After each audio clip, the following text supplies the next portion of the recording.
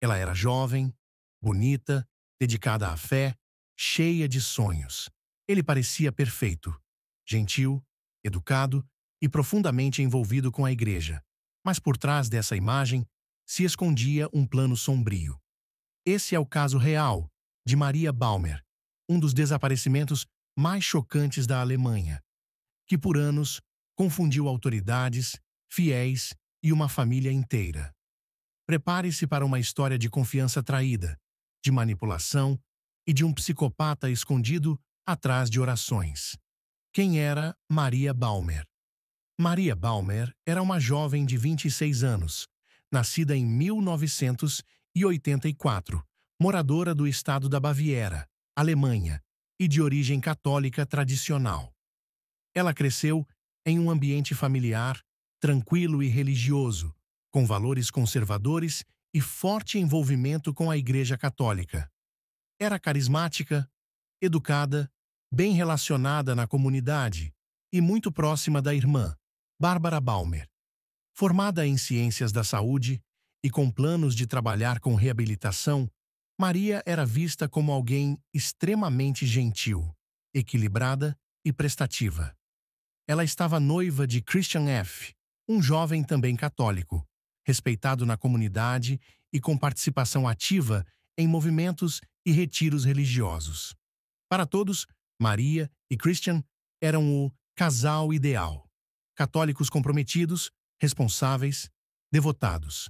Estavam planejando o casamento, que aconteceria em poucos meses, mas havia sinais sutis, quase invisíveis, de que algo não estava certo.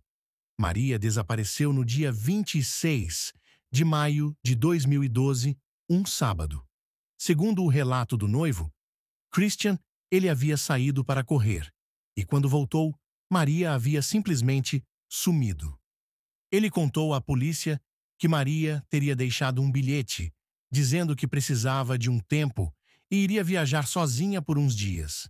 Segundo ele, ela estava estressada com os preparativos do casamento e com o trabalho, e queria se afastar por um tempo para pensar melhor sobre a vida. Mas havia algo estranho. Maria não levou nada pessoal importante, nem cartão de crédito, nem celular. O bilhete parecia muito genérico, impessoal, quase impresso. Ela nunca havia feito algo parecido antes, e ninguém a viu saindo de casa. Mesmo assim, Christian demorou dias para acionar a família de Maria e a polícia. A família só foi informada por ele depois que tentou contato e não teve resposta. A partir daí, começou um desespero coletivo. Buscas, cartazes, reportagens. A mídia alemã começou a acompanhar o caso. Assim que o caso foi reportado às autoridades, a polícia iniciou uma busca intensa. Helicópteros, cães farejadores e mergulhadores foram utilizados nas redondezas da casa do casal. Nenhum vestígio foi encontrado. Christian, o noivo, se manteve ativo nas buscas. Ele apareceu em programas de TV, participou de campanhas de panfletagem, deu entrevistas emocionadas. Chegou a declarar publicamente que acreditava que Maria estava viva e que ele a esperaria pelo tempo que fosse necessário.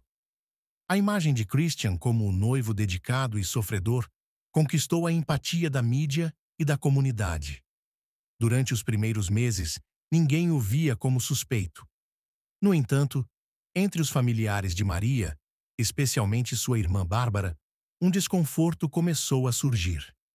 Christian parecia calculado, frio demais em alguns momentos, e certas falas dele pareciam ensaiadas. Enquanto o caso ganhava repercussão, os investigadores começaram a analisar o comportamento de Christian mais a fundo. Ele era muito racional, meticuloso, falava sempre de forma pausada. Psicólogos policiais identificaram traços de comportamento narcisista e psicopático, embora ainda sem provas materiais. Ele se dizia profundamente religioso, mas alguns depoimentos internos da igreja revelavam que Christian usava a fé como escudo social e se destacava por seu carisma e capacidade de manipular os outros. Nos bastidores, A polícia passou a monitorar seus passos sem que ele soubesse. Com acesso a dados digitais, a polícia descobriu que o celular de Maria foi desligado logo após o suposto bilhete ter sido deixado. Além disso, não havia registros de passagens de ônibus, trem ou voo com o nome dela. O histórico bancário ficou completamente inativo após o sumiço. Christian apagou o histórico do navegador do computador no mesmo dia do desaparecimento. Os investigadores perceberam que ele não parecia estar esperando o retorno dela de verdade, como dizia. Pelo contrário, estava agindo como quem sabia que ela nunca mais voltaria. Sem corpo, sem confissão e com o noivo ainda socialmente protegido, o caso começou a esfriar publicamente. A polícia alemã, por outro lado, continuava investigando em silêncio. A irmã de Maria começou a insistir nas mídias. Dizia que algo não batia com a versão do noivo. Ela chegou a dizer publicamente: "Eu conhecia minha irmã. Ela nunca deixaria tudo para trás sem avisar ninguém. E se tivesse feito isso, teria voltado logo. Alguém está mentindo." A investigação seguiu, silenciosamente, por mais de um ano. Durante o ano que se seguiu ao desaparecimento de Maria Baumer, a polícia manteve o caso ativo, mas evitava divulgar detalhes à imprensa. A ausência de novas pistas tornava o caso ainda mais angustiante para a família. Maria parecia ter evaporado. Christian F. continuava com sua imagem pública intacta. O noivo sofrido, religioso, íntegro. Ele participou de eventos religiosos e foi até convidado a dar testemunhos em grupos da igreja, reforçando a imagem de fé diante da dor. Mas por trás dos bastidores, investigadores estavam colecionando pequenos detalhes. Nada ainda era suficiente para incriminá-lo formalmente, mas o perfil dele estava sendo dissecado psicologicamente. O que a polícia começou a perceber foi um padrão. Em público, Christian era calmo, articulado, simpático. Em privado, mostrava frieza emocional, pouca empatia e controle obsessivo sobre narrativas. Ele evitava responder perguntas abertas sobre Maria e focava em frases prontas como "ela precisava de tempo" ou "Deus sabe de todas as coisas". Especialistas forenses começaram a trabalhar com um perfil psicológico detalhado de Christian. O comportamento dele era típico de indivíduos com transtorno de personalidade antissocial ou narcisista, especialmente porque conseguia manter uma imagem impecável enquanto ocultava contradições em suas ações. Em meados de 2013, mais de um ano após o desaparecimento, Christian cometeu um erro crucial. Ele tentou matar sua nova namorada, usando os mesmos métodos que mais tarde seriam relacionados ao desaparecimento de Maria.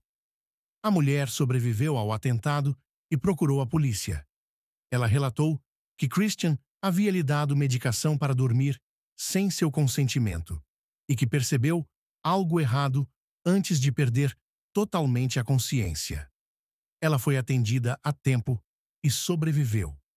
Essa denúncia fez com que a polícia reabrisse oficialmente o caso de Maria Baumer com nova força.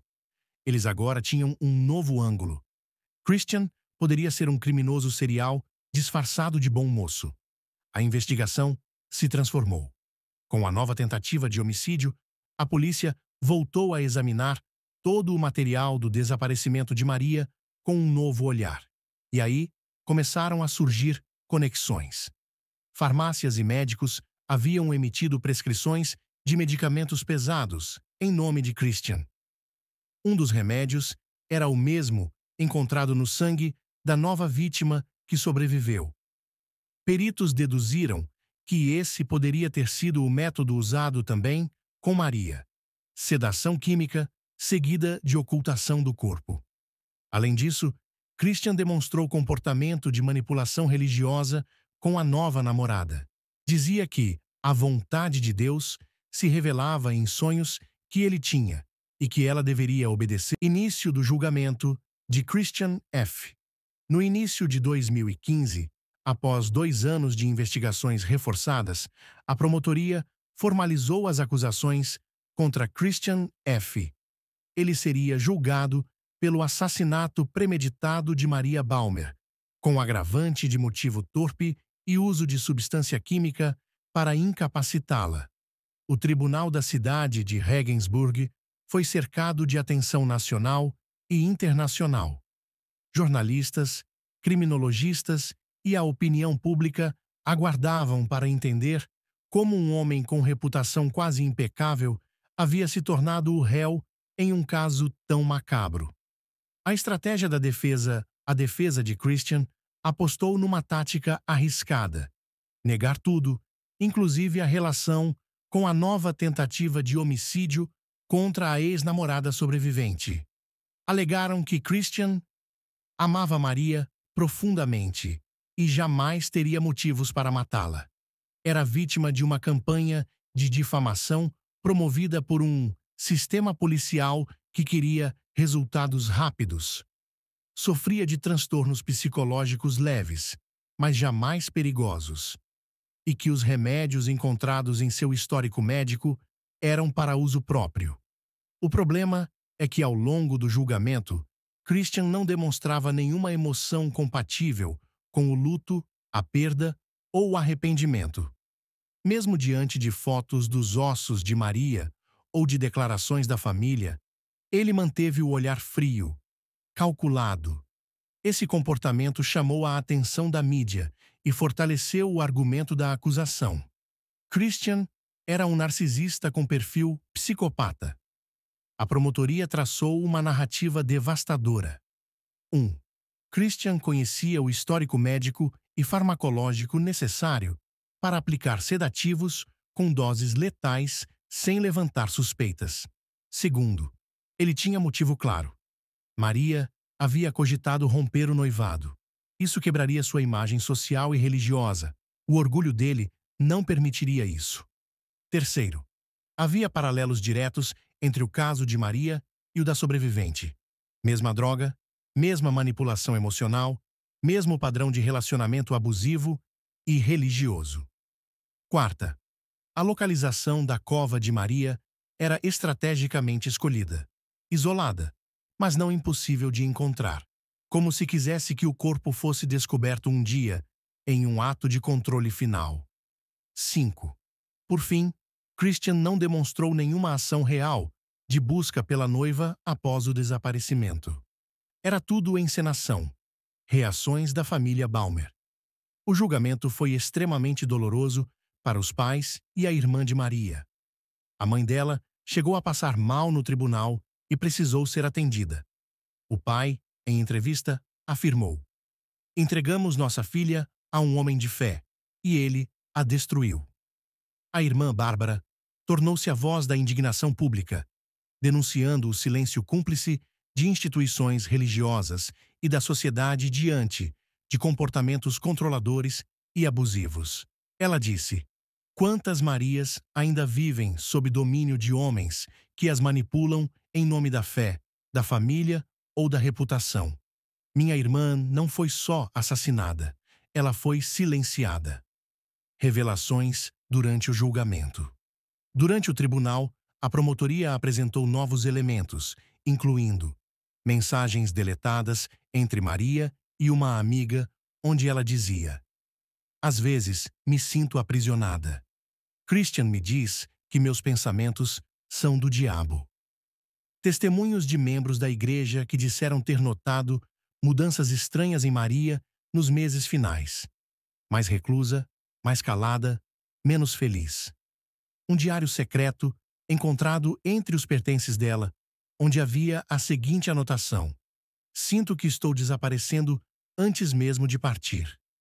Esses elementos deram ao caso uma dimensão ainda mais profunda, a de um feminicídio psicológico e espiritual além do físico. O veredito final. Após semanas de julgamento, Christian F. foi considerado culpado pelo assassinato premeditado de Maria Balmer. A sentença foi prisão perpétua, com agravante de periculosidade permanente, o que na Alemanha permite a manutenção da prisão mesmo após 15 anos, prazo em que normalmente se revisa a liberdade condicional. A decisão causou forte comoção no país. A promotora do caso, ao encerrar o julgamento, disse: "Este homem não matou só uma mulher. Ele matou a liberdade dela, matou sua vontade, sua fé, seu futuro, e tentou controlar até a sua memória." Repercussão e impacto social. Após o julgamento, o caso foi amplamente discutido em documentários, reportagens e programas sobre violência psicológica e manipulação religiosa. Especialistas passaram a usar o caso de Maria Balmer como exemplo clássico de assassinos carismáticos e controladores, feminicídio invisível, onde o abuso emocional precede o crime físico, e da necessidade de proteger mulheres que vivem sob aparente relacionamento perfeito, o caso que virou símbolo. Depois da condenação de Christian F., o caso Maria Balmer não foi simplesmente arquivado como mais um homicídio resolvido. Ele se transformou em símbolo nacional. Nos meses que se seguiram ao veredito, organizações de apoio a vítimas de violência psicológica e feminicídio usaram o nome de Maria como referência. Seu rosto estampou capas de jornais, cartazes e debates sobre relacionamentos abusivos travestidos de religião, o perigo de silenciar sinais emocionais em vítimas e o perfil invisível de predadores emocionais. Maria foi reconhecida como uma vítima de feminicídio psicológico e espiritual, o que gerou um debate nacional sobre a intersecção entre fé, poder e violência. Discussão acadêmica e crítica à religião. Nas universidades alemãs, o caso passou a ser tema em cursos de direito penal e criminologia, psicologia forense, sociologia da religião. Pesquisadores analisaram o comportamento de Christian como um exemplo de autoridade religiosa distorcida, onde a fé vira ferramenta de opressão. O termo gaslighting espiritual ganhou força, manipulação emocional com base em dogmas e crenças. Alguns artigos publicados nas semanas seguintes destacavam: o poder de Christian não vinha só da persuasão emocional, mas da autoridade que ele construiu como homem de fé. Ele era visto como mensageiro de Deus. Isso deu a ele a permissão social para controlar Maria. Instituto de Psicologia Criminal de Berlim. Reações das instituições religiosas. A igreja a qual Christian pertencia manteve silêncio no início, mas depois, de forte pressão pública, publicou um comunicado breve dizendo: "Não compactuamos com nenhum tipo de violência. Pedimos orações pela alma de Maria Balmer e por todos os afetados." No entanto, muitas vozes criticaram a omissão da igreja, especialmente por não ter identificado ou denunciado os sinais de abuso que Maria apresentava enquanto ainda viva. Membros da comunidade cristã mais progressista passaram a promover grupos de apoio a mulheres em relacionamentos controladores, especialmente dentro de ambientes religiosos. A proposta era clara: fé não é controle e amor não é prisão. A transformação da irmã de Maria, Bárbara Balmer, irmã de Maria, tornou-se porta-voz nacional contra relacionamentos abusivos e silenciosos. Ela criou um projeto chamado Vozes para Maria, que promove palestras sobre relações afetivas tóxicas, aconselhamento para famílias de vítimas desaparecidas, apoio psicológico gratuito para mulheres que vivem sob manipulação emocional. Ela dizia em entrevistas: "Eu falhei em não entender os sinais da minha irmã. Agora eu luto para que outras pessoas enxerguem o que não vimos a tempo."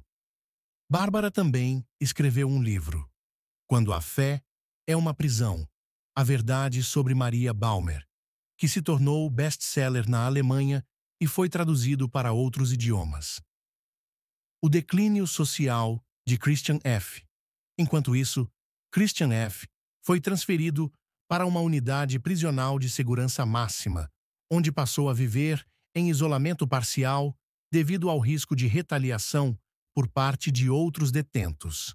Mesmo na prisão, tentava manter contato com ex-colegas da igreja, mas ninguém o apoiava publicamente. Seu nome tornou-se sinônimo de traição moral, abuso de fé e perversidade oculta. Do ponto de vista psicológico, relatórios médicos confirmaram que Christian não demonstrava remorso genuíno. Continuava a construir versões alternativas do crime e apresentava um perfil de narcisismo maligno combinado com frieza psicopática, impacto cultural e documentários. O caso inspirou vários documentários na Alemanha e em outros países europeus. Os mais notáveis foram Maria, a noiva que sumiu, documentário da ZDF, 2020. Sob o silêncio da fé, produção independente exibida na França e Holanda. Arquivo da Verdade, o caso Balmer. Série de crimes reais do canal ARD. Todos apresentavam Maria não apenas como uma vítima, mas como símbolo de mulheres cujas vozes foram abafadas pelo medo e pela aparência de um relacionamento ideal. O legado de Maria. Em 2021, a cidade natal de Maria inaugurou um memorial em sua homenagem, em um jardim público. No local, há uma escultura de pedra com a inscrição "Para Maria", que sua liberdade inspire outras a escaparem do silêncio. Escolas da região incluíram o caso em programas de educação sobre violência de gênero e saúde emocional. Foi um dos primeiros casos na Alemanha a unir os temas de fé, abuso psicológico e feminicídio em uma mesma discussão pública. O crime cometido contra Maria Balmer ultrapassou as fronteiras do crime passional.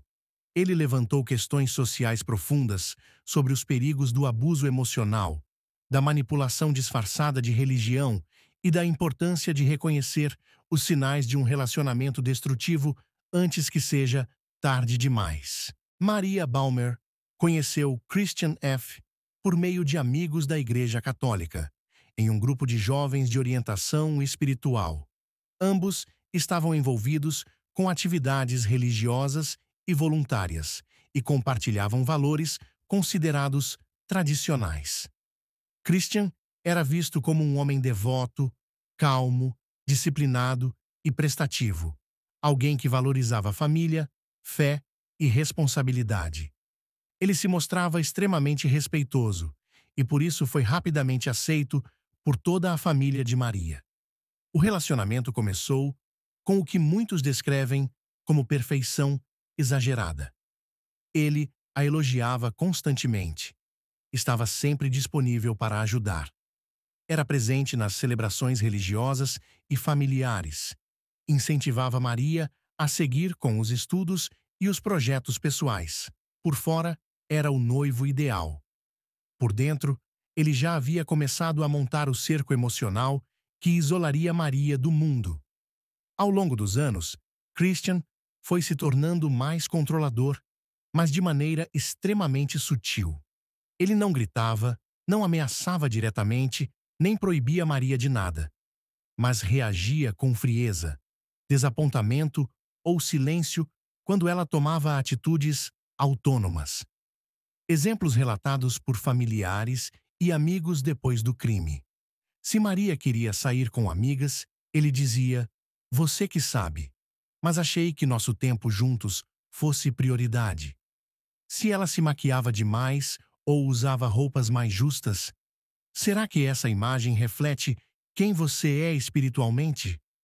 Quando ela fazia planos de viajar sozinha: "Eu me preocupo com você, não quero que nada de ruim aconteça." Maria começou a duvidar das próprias escolhas. Sua autoestima foi sendo minada com frases disfarçadas de cuidado. Ele não impunha medo diretamente, impunha culpa. Com o tempo, Maria Parou de ver algumas amigas de infância, porque Christian não se sentia confortável com elas. Começou a recusar convites familiares espontâneos, pois tinha que consultar Christian antes. Deixou hobbies e atividades individuais, como grupos de teatro, aulas de música e até algumas missas diferentes.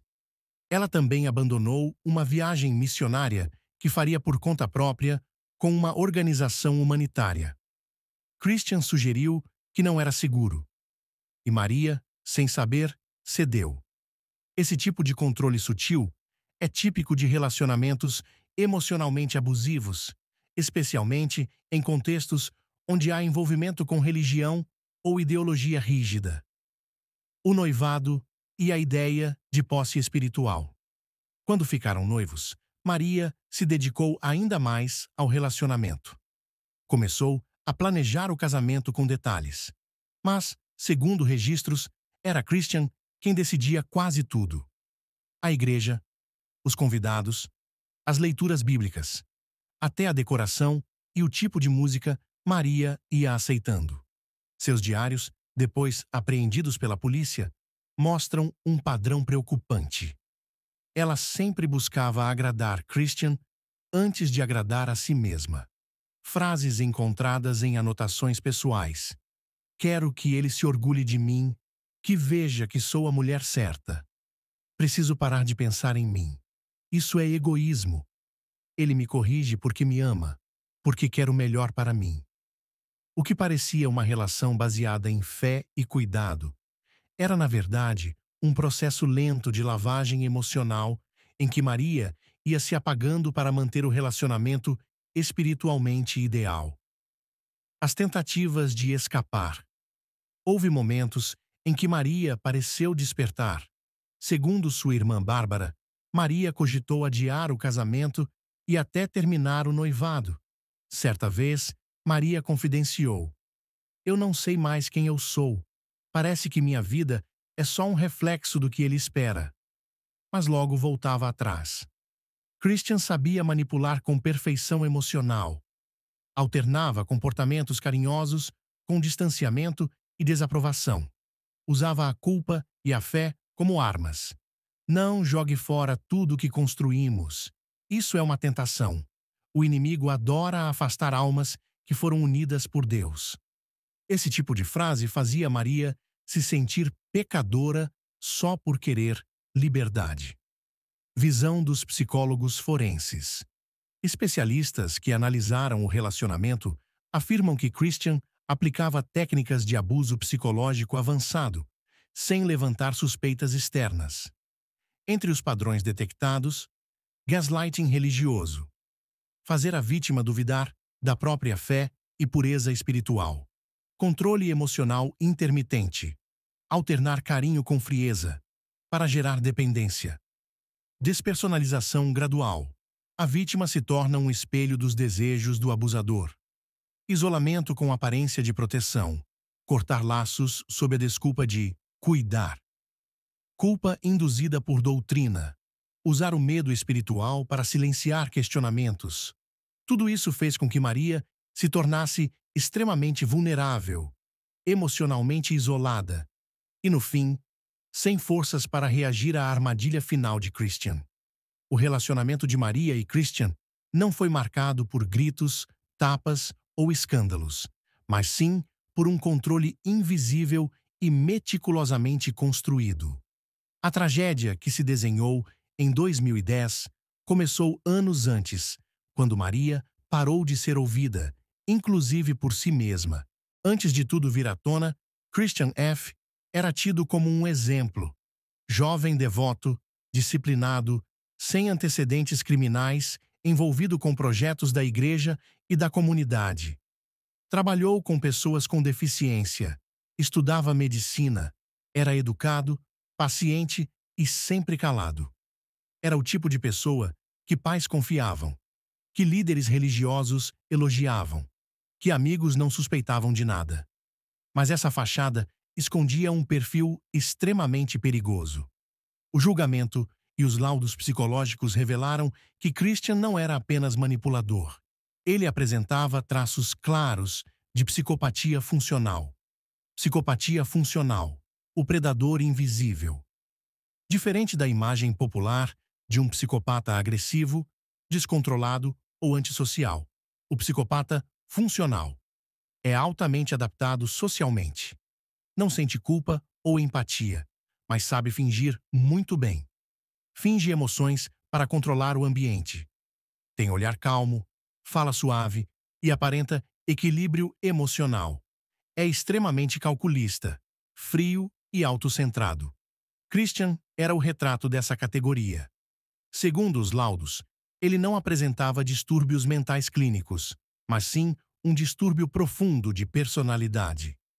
Capaz de simular sentimentos profundos e piedade, mas completamente desconectado de empatia verdadeira. Padrões psicológicos observados. Durante os interrogatórios e o julgamento, surgiram comportamentos claros de personalidade psicopata ou narcisista. Primeiro, falta de empatia real. Nunca demonstrou dor genuína pela perda de Maria. As lágrimas que derramava pareciam ensaiadas, segundo observadores. Em momentos de confronto, respondia com frases evasivas e expressão neutra. 2. Necessidade de controle absoluto. Planejou o crime com frieza, com uso de medicamentos e ocultação de provas. Controlava o tempo, os passos e a rotina de Maria. Tentou controlar a narrativa do desaparecimento depois do crime 3. Manipulação emocional. Enganou a polícia, a imprensa e até a própria família da vítima por meses. Participou de vigílias de oração pela volta de Maria. Enviava mensagens para o celular dela após a morte, fingindo preocupação. 4. Ausência de remorso. Durante os depoimentos, nunca admitiu o crime de forma direta. Sempre que confrontado, desviava ou distorcia os fatos. Demonstrava calma até em momentos de tensão no tribunal. A frieza em detalhes. O assassinato como ato clínico. A forma como Maria foi morta chocou os investigadores, não apenas pelo crime em si, mas pela forma clínica, quase científica, como foi executado. Christian, estudante de medicina, administrou doses de medicamentos sedativos em Maria. Os remédios escolhidos agem de forma progressiva e causam confusão, perda de consciência e, em altas doses, parada cardíaca silenciosa. Ele sabia como esconder os rastros, descartou o corpo e simulou que ela havia apenas desaparecido. Esse nível de controle, inclusive farmacológico, reforça que ele planejou cada etapa com antecedência, sem hesitação emocional. Christian, após o crime. Vivendo normalmente. Depois do desaparecimento, Christian continuou indo à igreja regularmente. Participou de entrevistas e apelos públicos emocionados. Fez questão de mostrar que ainda esperava Maria voltar. Inclusive começou um novo relacionamento com outra mulher, meses depois. Isso revela um traço claro de frieza emocional e narcisismo. Ele não sentia conexão real com a vítima, apenas com a imagem que construiu para si mesmo. Segundo os especialistas, Christian F. é o exemplo clássico de alguém que nunca levanta suspeitas, sabe imitar emoções com precisão, é querido por todos e consegue cometer o crime mais cruel com serenidade cirúrgica. O caso de Maria Baumer alerta para o perigo real e silencioso dos predadores emocionais, que se escondem atrás de vozes calmas, olhares serenos e discursos religiosos ou intelectuais. Christian F. não foi um assassino impulsivo. Foi um manipulador que usou a confiança, o amor e a fé como ferramentas para controlar e matar. Seu perfil psicológico não mostra loucura, mas ausência total de empatia e senso moral. Em 26 de maio de 2012, Maria Baumer desapareceu sem deixar rastros. O ponto inicial da investigação foi o relato de Christian F., que afirmou: Maria saiu para caminhar sozinha. Deixou o celular, o anel de noivado e não voltou. Essa narrativa, apesar de tranquila, incomodou os investigadores desde o início. Maria tinha compromissos no fim de semana. Estava animada com o casamento. Nunca havia desaparecido antes. Deixou objetos pessoais essenciais em casa. Mesmo assim, como não havia provas materiais nem sinais de violência, a investigação ficou travada por mais de um ano. O caso parecia congelado. As mensagens de texto, manipulação digital. Durante os meses seguintes ao desaparecimento, Christian enviou mensagens ao celular de Maria.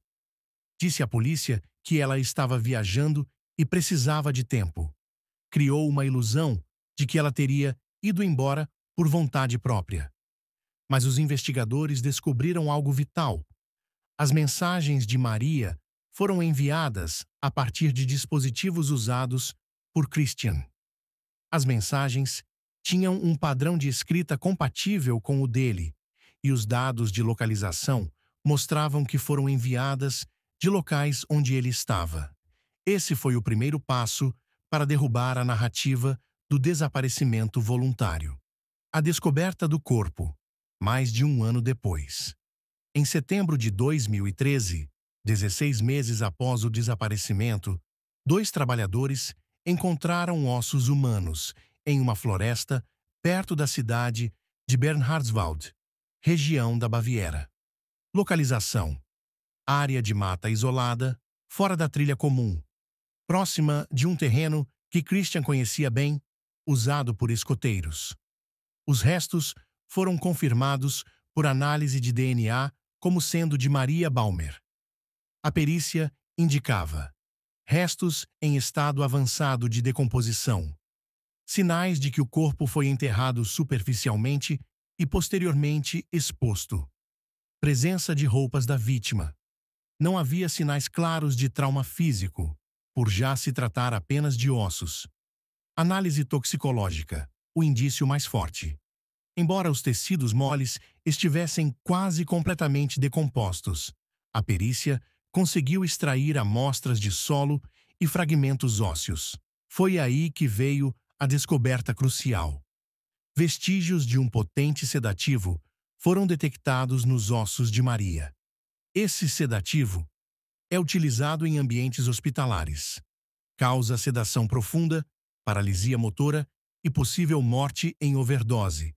Era de conhecimento e acesso de estudantes de medicina como Christian. Essa substância não era compatível com uso recreativo ou casual, e seu padrão de presença era compatível com envenenamento progressivo. A polícia concluiu que Maria havia sido drogada e possivelmente morta por overdose intencional do sedativo. Vestígios digitais. O computador de Christian no computador de Christian F. Foram encontradas pesquisas feitas semanas antes do desaparecimento. Efeitos de sedativos e calmantes. Métodos de desaparecer sem deixar rastros. Questões legais sobre sumiços voluntários. Mapas de áreas remotas e florestas da região. Essas buscas ocorreram em horários em que Maria dormia ou estava fora de casa, reforçando a premeditação do crime. Reconstrução do trajeto. A partir de registros de celular, GPS e rotinas conhecidas de Christian, a polícia conseguiu reconstruir a possível sequência de eventos. 1. Maria foi drogada enquanto dormia ou estava relaxada. 2. Christian aguardou o efeito total da sedação. 3. A levou, inconsciente, até o local isolado. 4. Administrou nova dose para garantir a morte silenciosa. 5. Enterrou o corpo superficialmente, retornou e limpou os rastros. Nos dias seguintes, encenou preocupação e plantou mensagens falsas. Essa sequência foi sustentada por laudos técnicos, dados digitais e testemunhos indiretos que contradiziam a versão de Christian. As inconsistências que o traíram. Durante os interrogatórios, Christian mudou versões várias vezes. Disse não lembrar onde esteve em certos horários. Tentou negar as buscas no computador. Disse não saber que substâncias eram aquelas, mas o conjunto de provas forenses não deixava mais dúvidas. Embora não houvesse testemunha direta do assassinato, o Ministério Público alemão montou um caso sólido com base em evidências digitais e farmacológicas, contradições nos depoimentos, acesso a medicamentos, conhecimento anatômico e farmacológico, indícios de manipulação emocional após o desaparecimento. Christian F. era visto como um exemplo de fé e dedicação na comunidade religiosa local. Ele participava ativamente de missas, grupos de jovens e eventos beneficentes. Sua postura calma e discreta criava uma imagem quase imaculada. Essa imagem serviu como escudo social durante meses, quando as suspeitas começaram a surgir. A confiança na palavra dele era alta, tanto entre fiéis quanto autoridades. Fé como ferramenta de controle. A manipulação de Christian não era apenas emocional, mas também espiritual. Ele usava passagens bíblicas para justificar seus atos de controle. Insinuava que Maria deveria obedecer como uma mulher virtuosa e submissa ao noivo. Condicionava a fé dela a comportamentos que mantinham a dependência emocional. Isso gerou um ambiente onde Maria se sentia culpada por questionar o relacionamento e acreditava que sua liberdade era pecado. O silêncio da comunidade religiosa. Apesar de sinais de abuso, a igreja local preferiu manter silêncio, talvez para preservar sua imagem. Alguns líderes manifestaram preocupação, mas nunca denunciaram oficialmente Christian. Esse silêncio contribuiu para que o ciclo de abuso e manipulação prosseguisse. O choque da opinião pública. Quando o caso veio à tona, houve forte repercussão negativa contra a igreja e comunidades religiosas que não agiram. Debates sobre o papel da fé em relacionamentos abusivos. A necessidade de espaços seguros para vítimas dentro das igrejas e a crítica à autoridade masculina tradicional foram amplificados. O caso Maria Baumer é muito mais do que um crime isolado. Ele abriu um debate profundo sobre a complexidade do feminicídio psicológico e espiritual, o papel das relações abusivas escondidas sob a aparência de amor e fé, a necessidade de que a sociedade reconheça os sinais silenciosos de manipulação, e o quanto a fé pode ser usada tanto para proteger quanto para oprimir. A luta da família Baumer. A família de Maria, especialmente sua irmã Bárbara, tornou-se uma voz ativa na luta contra abusos e pela proteção das vítimas. O projeto Vozes para Maria se tornou uma referência em informação e conscientização, apoio psicológico, campanhas para combater relacionamentos abusivos disfarçados de amor espiritual. Lições para a sociedade. Entre as lições mais importantes que o caso traz estão a importância de não silenciar sinais de abuso, mesmo que não sejam evidentes fisicamente. A necessidade de diálogo aberto sobre controle emocional e abuso espiritual. O valor do apoio comunitário para vítimas em situação de isolamento. E o papel fundamental da educação emocional e sexual, mesmo em contextos religiosos. Reflexão final. Maria Baumer não é apenas um nome numa estatística. Ela representa milhares de mulheres que vivem o drama do controle invisível e da violência silenciosa. Este caso nos lembra que amor não deve doer, fé não deve aprisionar, e a liberdade é um direito sagrado que todos devemos proteger. Encerramento do roteiro. Obrigado por acompanhar essa longa jornada pelo caso Maria Baumer.